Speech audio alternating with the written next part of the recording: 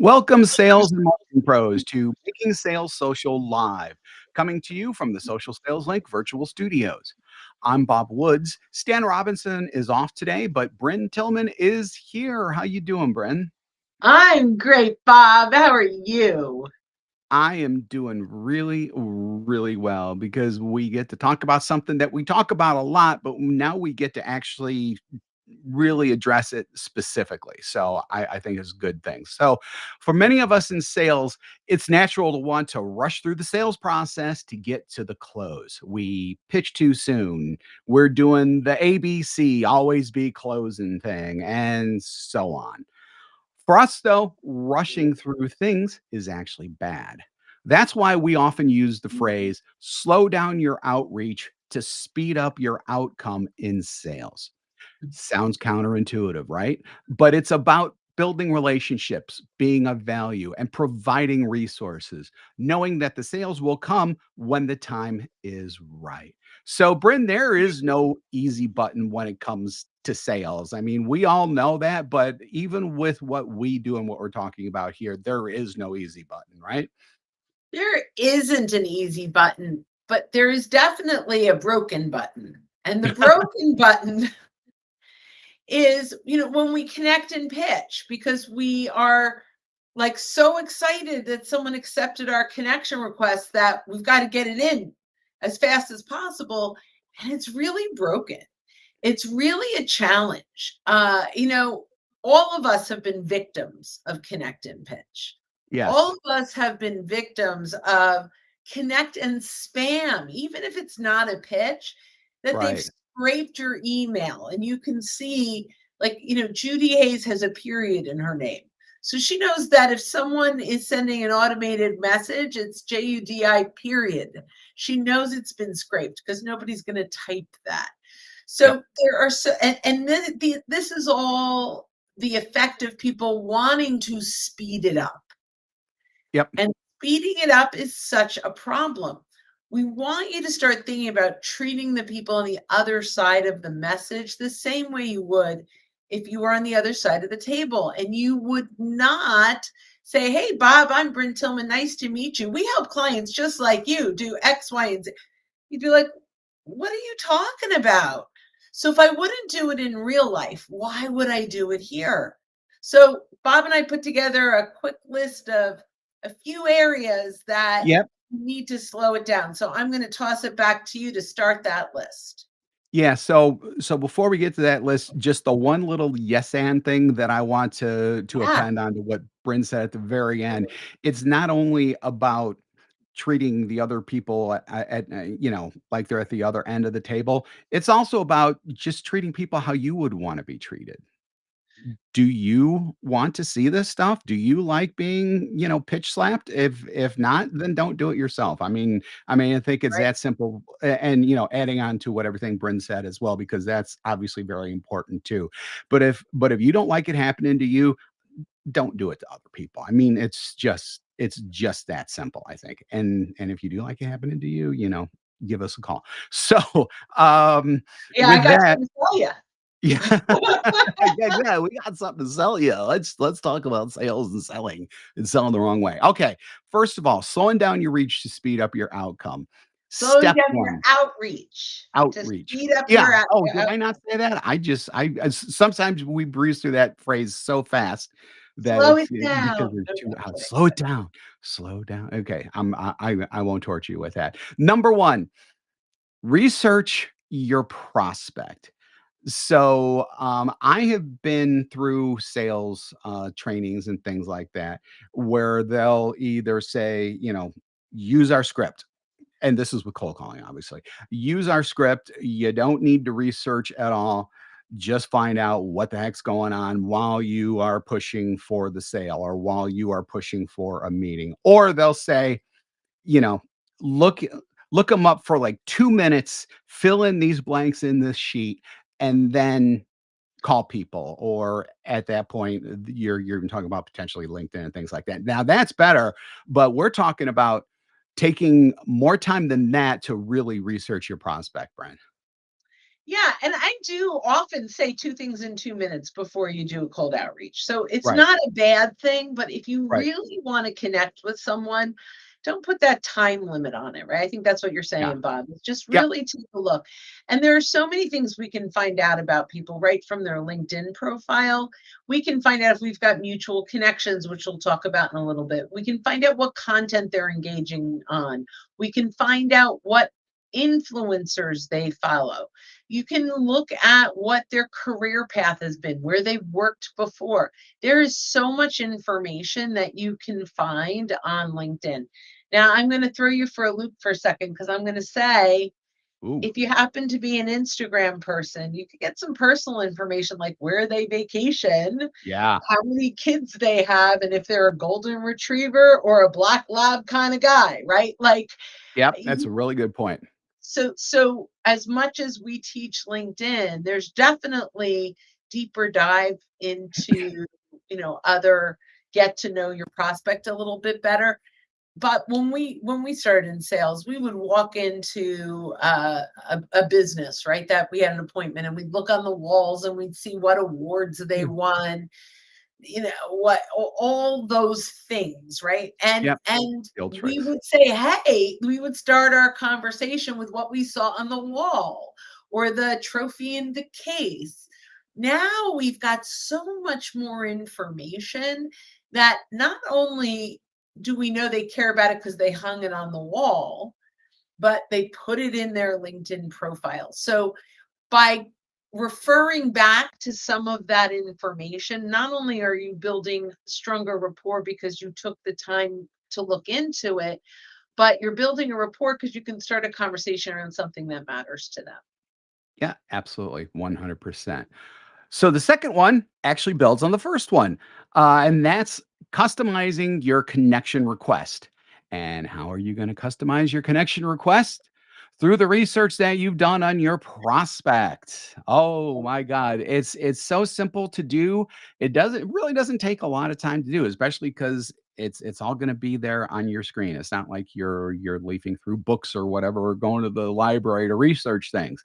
But customizing your connection request is important because you can show that, you actually care enough about this person, and you're kind of signaling that, hey, let's talk about something that we both mutually like, or something that I noticed about the person who I'm reaching out to that I like, or maybe I want to learn more about, while at the same time, hopefully wanting to get a sales conversation started if it makes sense and only at the right time. So again, slowing down your outreach to speed up your outcome. But at the same time, you got to do your outreach at some point. So, I mean, always keep that in mind as well.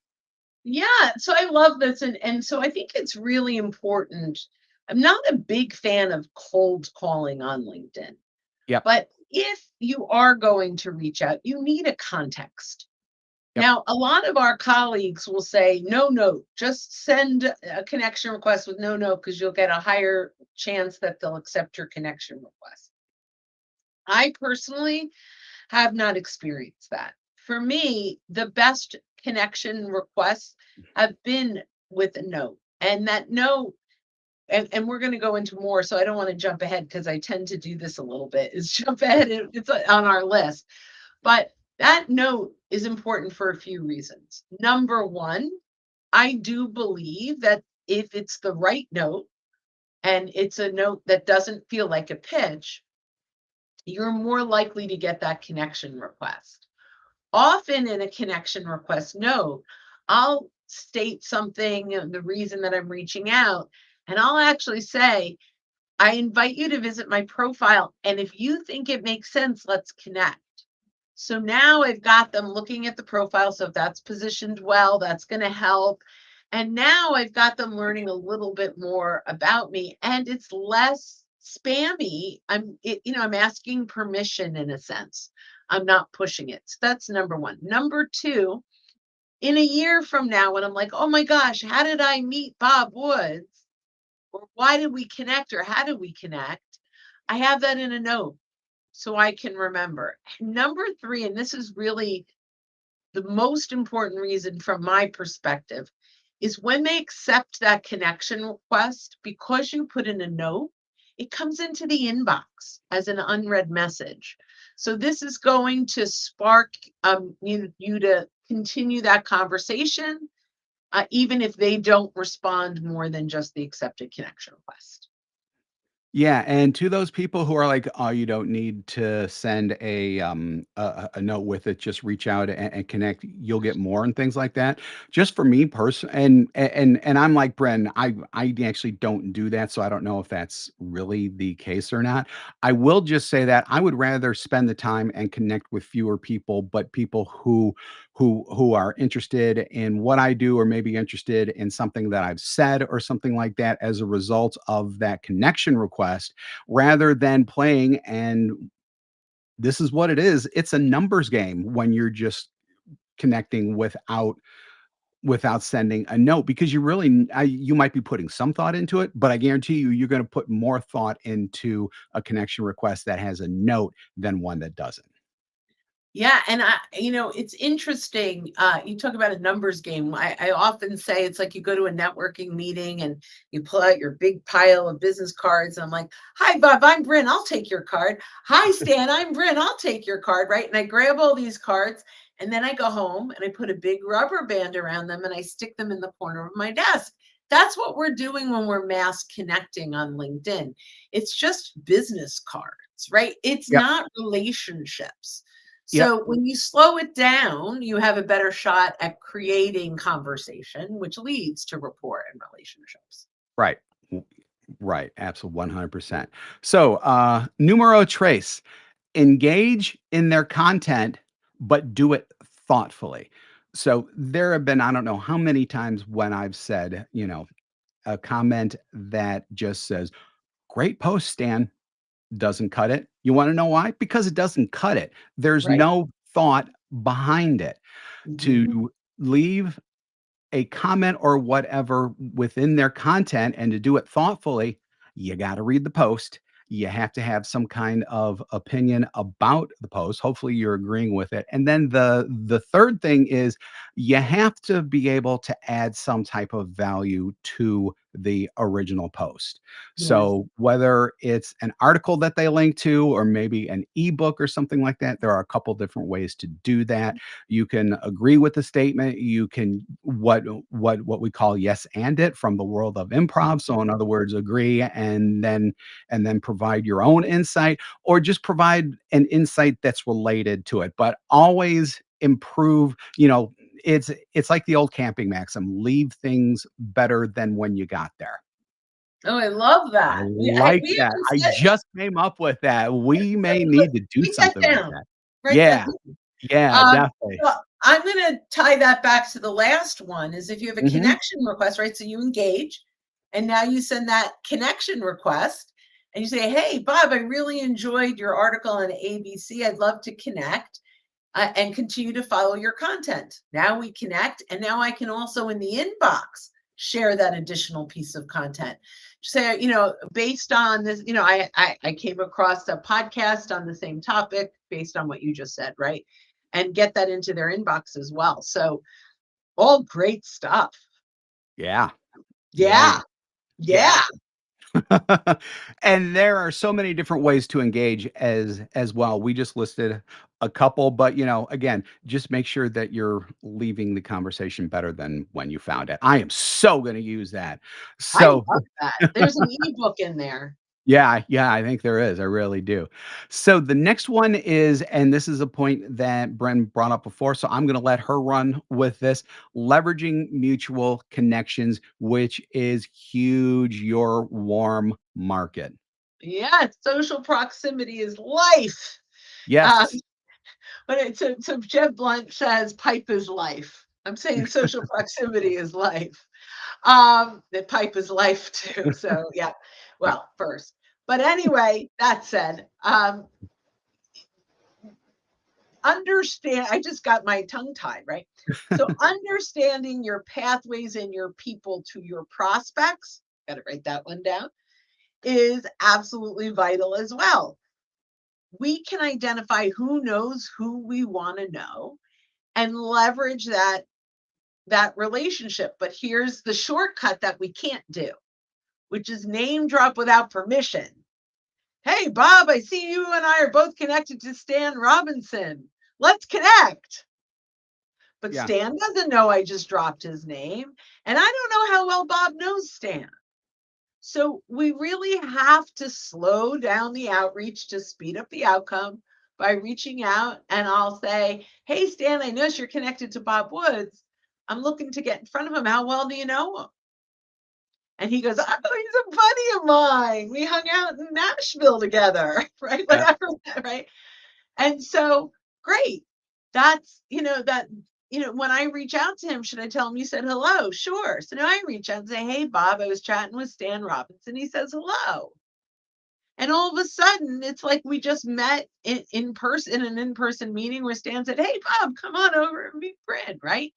It's really simple to do. Now, if it's a client that I've worked with, I might say, hey, can I mention how we were able to help you? And should I tell him he said hi? So, hey, Bob, Stan Robinson and I were chatting. Your name came up. He says hello. I've been working with him for the last year on X, Y, and Z, and he thought we should connect. It's that simple, but now you're coming in. The slowing down as I reached out to Stan, I didn't just drop his name. And so that is absolutely foundational to your success. Yep. Absolutely. Absolutely. So the next one is nurture your connections. And I'm going to bring in an outdoor thing that I just thought of. So maybe this is another Oh, one to your add to our cooking pantheon analogy. of things. Yeah, exactly. So we've all heard of, and I'm probably going to stumble through this because I literally came up with this like a minute ago. All right, Um, through it. Go ahead. Nature versus nurture. So when you hear that, generally speaking, nature is just like, you know, it's what is. It is what it is type of thing. Whereas Organic. nurturing, I'm sorry? It's organic. It just It's happens. yeah, it just happens, exactly. Nurturing is anything but that. You are taking time. You may have a plan. You have the means to make something happen, and maybe make something might not be the, best way to put it, maybe to encourage something to happen, something that you want. So Yeah. I'm yeah, loving that. I yeah. So, can I play with it? Yeah, no, no, no, absolutely. Like I said, I literally just came up with this. Okay. So I love the nature is organic. It just happens. There's no real intention. Yes, intent, yes. Nurturing is I'm going to take care of those plants on purpose. I'm not going to just let nature take over.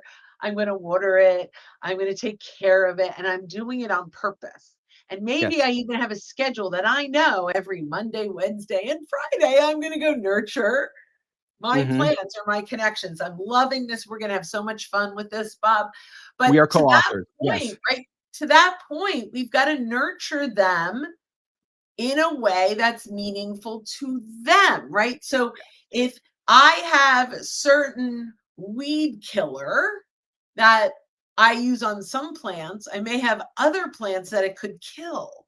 So I have to make Mm. sure that I'm nurturing each of my plants in the way that is most productive for each of them, right? So I have some succulents that don't need as much water as some other plants. So you have to know, and this is the slowing down, what each of those connections will value in that nurturing. So for Wow. some, right? Are we got something going here, man. Yeah, we do, and I am glad that you're the gardening expert because about the last 45 seconds, I never would have known a thing about, so keep going. Well, so I'm also going to throw out this is a total tangent, but this is for the world. One of the best movies ever made is a John Cleese movie called Being There. And he's Chauncey the gardener. That's all I'm going to Mhm. say. And I'll say he has totally inspired me to have gardener talks. Anyway, go watch Being There. Okay, moving on. So what Bryn just did there is something that you should be doing with your customers, and that's providing recommendations. Oh, So, ooh, it's a different kind of although the recommendation in my head, but I like it. Yeah, no, well, actually, we can branch that out into 2 types of recommendations. So, the one that Great. we were gonna talk about is actual LinkedIn recommendations, which obviously are very important, and you should be doing that.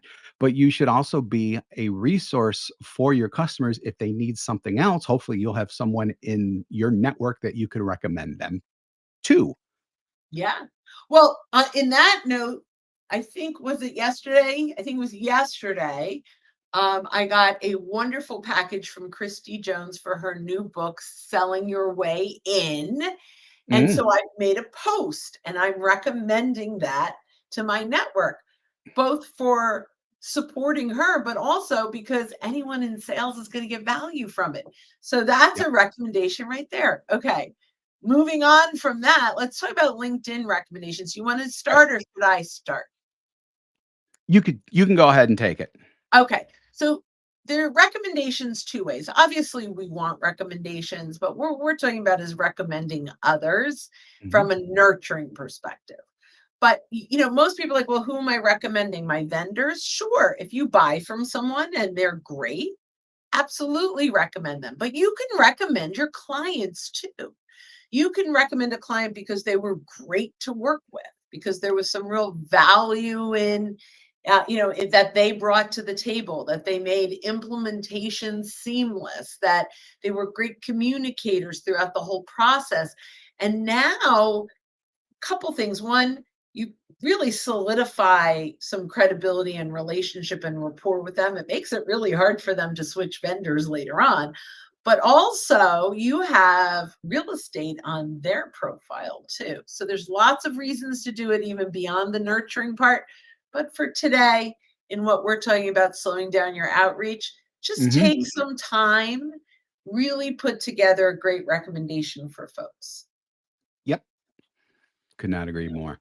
And then the final one is sharing additional content on a subject that they've already shared about, which is great because in that slow down your outreach, speed up your outcome thing, you are sharing something that they're already interested in.